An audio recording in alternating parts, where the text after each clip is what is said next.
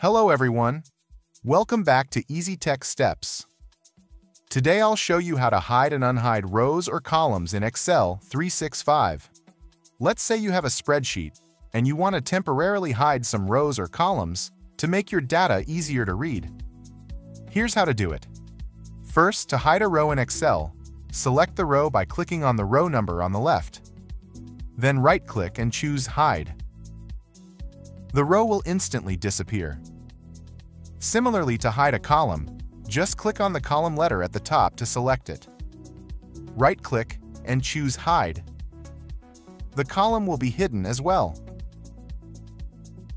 To unhide a hidden row, select the two adjacent rows, the one above and the one below the hidden row. Then, right-click and choose Unhide. The rows within the selected range will reappear. Likewise with columns, select the two adjacent columns next to the hidden one, right-click, and choose Unhide.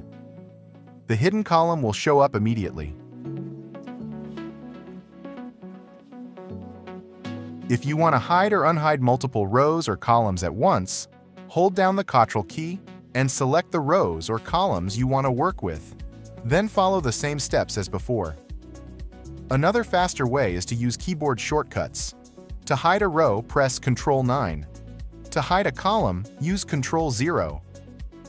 If you want to unhide them, select the area containing the hidden rows or columns, then press Ctrl-Shift 9 to unhide rows, or Ctrl-Shift 0 to unhide columns.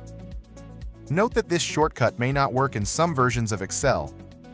If you found this video helpful, don't forget to hit the like button, subscribe to the channel, and turn on notifications so you won't miss out on more useful tech tips. Thanks for watching, and I'll see you in the next video.